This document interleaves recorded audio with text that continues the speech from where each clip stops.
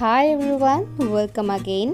இன்றைக்கி நம்ம சேனலில் பார்க்க போகிறது ஒரு சிம்பிளான mid morning snacks and lunch vlogs தான். வீட்டில் இருக்க இன்க்ரீடியன்ஸ் வச்சு எப்படி சிம்பிளாக நம்ம ப்ரிப்பேர் பண்ணுறதுன்னு பார்க்க போகிறோம். பால் ஐஸ், ஃபிஷ் ஃப்ரை அண்ட் முருங்கைக்காய் சாம்பார் எப்படி செய்கிறதுன்னு பார்க்கலாம். vlog ஸ்டார்ட் பண்ணுறதுக்கு முன்னாடி ஒரு இம்பார்ட்டன்ட் நியூஸ். சமீபத்தில் பீகார் ரயில்வே ஸ்டேஷனில் ஒரு தாய் இறந்தது கூட தெரியாமல் அந்த குழந்தை அவங்களுடைய போர்வையை இழுத்து விளையாடிட்டு இருந்தது. இந்தியாவில் இருக்க அனைவருடைய மனசாட்சியும் உலுக்கியது.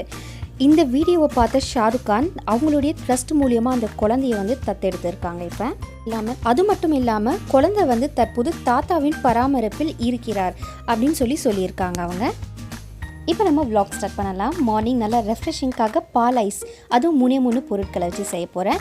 1/2 லிட்டர் பால் ஒரு பேனில் ஊற்றியிருக்கேன். இது கார்ன்ஃப்ளோர் 3 டேபிள் ஸ்பூன் அளவுக்கு எடுத்துருக்கேன். வாட்டர் லைட்டாக ஊற்றி மிக்ஸ் பண்ணி சைடில் வச்சுக்கலாம். இப்போ தேவையான அளவுக்கு சுகர் ஆட் பண்ணிக்கோங்க.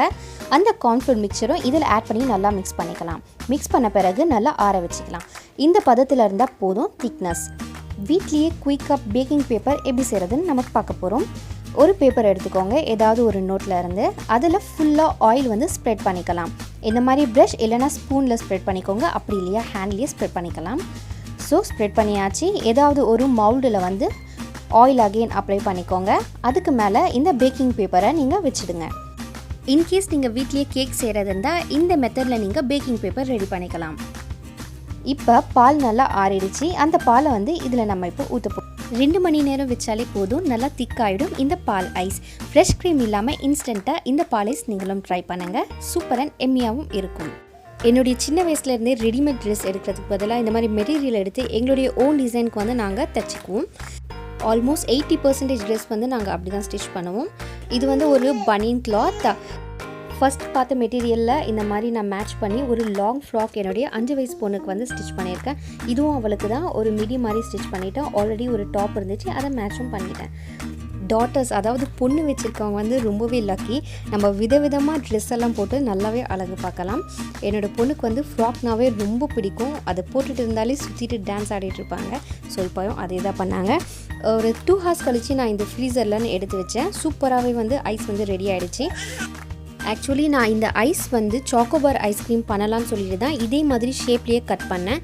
ஸ்டிக்கை நான் உள்ளே இன்சர்ட் பண்ண போதெல்லாம் உடைய ஆரம்பிச்சது. அந்த பிளான் அப்படியே நான் ட்ரா பண்ணிட்டேன். சாக்லேட் சிரப்பை லைட்டாக மேலே ஊற்றிட்டேன். ஒரு கிண்ணத்தில் போட்டு இப்படியே சாப்பிட்டுக்கலாம். ஸோ சாக்லேட் சிரப் அண்ட் பால் ஐஸ் ரொம்பவே டேஸ்டியாக இருந்துச்சு. நீங்கள் வீட்டில் கண்டிப்பாக ட்ரை பண்ணுங்கள். சிம்பிள் இன்க்ரீடியன்ஸ்லாம். அடுத்து ரொம்ப சிம்பிள் அண்ட் டேஸ்டியாக முருங்கைக்காய் சாம்பார் எப்படி வைக்கிறதுன்னு பார்க்கலாம். 1 மணி நேரத்துக்கு முன்னாடி 150 கிராம் துவரம் பருப்பை நான் ஊற வச்சுருந்தேன். அதையும் ப்ளஸ் கொத்தமல்லியோடைய காம்பு அது ரெண்டுத்தையும் நான் குக்கரில் போட்டுக்கிட்டேன். 6 விசில் ப்ரெஷர் குக் வைக்கலாம். 2 வெங்காயம், 3 தக்காளி, 3 பச்சை மிளகாய் எடுத்திருக்கேன். எல்லாமே சாப் பண்ணி வச்சுக்கலாம் சைடில். கூடவே 4 பல்லு பூண்டு உரிச்சிட்டு நல்லா நசுக்கி வச்சுக்கோங்க.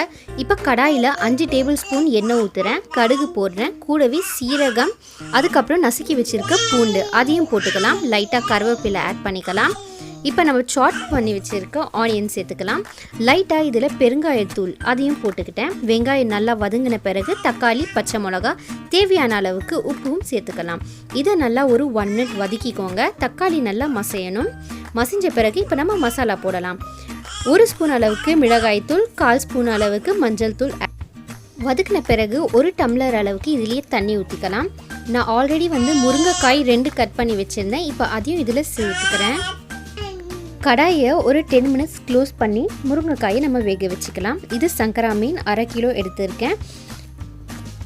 ஃபிஷ் நல்லா க்ளீன் பண்ண பிறகு சென்டரில் இந்த மாதிரி கட் பண்ணிக்கோங்க. தேவையான அளவுக்கு உப்பு போட்டு நல்லா பெரட்டிட்டு அதுக்கப்புறமா ஃபிஷ்ஷை லைட்டாக டேஸ்ட் பண்ணி பாருங்கள், உப்புலாம் கரெக்டாக இருக்கான்னு சொல்லிவிட்டு. 1 டேபிள் ஸ்பூன் அளவுக்கு நான் இஞ்சி பூண்டு பேஸ்ட் போட்டிருக்கேன். அதையும் நல்லா மிக்ஸ் பண்ணிக்கிறேன். இதிலேயே 3 டேபிள் ஸ்பூன் அளவுக்கு சக்தி மீன் மசாலா போடுறேன்னா நீங்கள் எந்த பிராண்டாக இருந்தாலும் ஆட் பண்ணிக்கலாம். 1/4 ஸ்பூன் அளவுக்கு மஞ்சள் தூள், 1 ஸ்பூன் அளவுக்கு மிளகாய் பொடி நல்லா பெரட்டி ஒரு 1 மணி நேரம் நம்ம ஊற வச்சுட்டு அதுக்கப்புறமா ஃப்ரை பண்ணலாம். காரம் இல்லாமல் ஃபிஷ் ஃப்ரை பண்ணுறதுக்கு லைட்டாக உப்பு, இஞ்சி பூண்டு, அதுக்கப்புறம் மல்லித்தூள், மஞ்சள் தூள் இதெல்லாம் போட்டு நான் அப்ளை பண்ணி வச்சுருக்கேன். 1/2 மணி நேரத்துக்கு முன்னாடியே புளி நான் ஊற வச்சுருக்கேன். லைட்டாக புளி இந்த மாதிரி இந்த அளவுக்கு நீங்கள் ஊற்றிக்கோங்க. பருப்பு ஆல்ரெடி வேக வச்சாச்சு நம்ம. ஸோ இதை நல்லா மிக்ஸ் பண்ணிக்கலாம். முருங்கைக்காய் இப்போ வெந்தாச்சு. அந்த பருப்பு புளி தண்ணி ரெண்டுத்தையும் வந்து இதில் போட்டு மிக்ஸ் பண்ணி ஒரு 5 நிமிஷம் கொதிக்க விட்டு எடுத்தால் போதும். ரொம்ப டேஸ்டியான சாம்பார் ரெடி ஆகிடுச்சு. இதில் நான் எந்த சாம்பார் பொடியும் நான் ஆட் பண்ணலை. புதுசாக கல்யாணம் ஆனவங்கலாம் வந்து சாம்பார் எப்படி வைக்கணும்னு தெரியாமல் இருப்பாங்க. ஏன்னா நானும் அப்படி தான் இருந்தேன். ஸோ இந்த மாதிரி நீங்கள் ட்ரை பண்ணி பாருங்கள், ரொம்பவே டேஸ்டியாக இருக்கும். 1 மணி நேரத்துக்கு அப்புறமா ஃபிஷ் இப்போ நான் ஃப்ரை பண்ணி எடுத்துக்கிறேன். ஸோ டேஸ்டியான fish fry and sambar ready ஆகிடுச்சு லஞ்சுக்கு. இது ரெண்டுமே வந்து லஞ்சுக்கு சூப்பரான காம்பினேஷன். என்னுடைய ஹஸ்பண்ட்க்கு ரொம்பவே ஃபேவரட் இது. ஃபார் வாட்சிங் பர்ஃபெக்ட் இன்கிரிடியன்ட்ஸ். வாவ், இந்த ஃபிஷ் வந்து யம்மியாக இருக்குது. And subscribe more recipes. இந்த வீடியோ உங்களுக்கு பிடிச்சிருந்துச்சுன்னா மறக்காமல் சேனலை சப்ஸ்கிரைப் பண்ணுங்கள் அண்ட் பெல் பட்டனை ஹிட் பண்ணுங்கள்.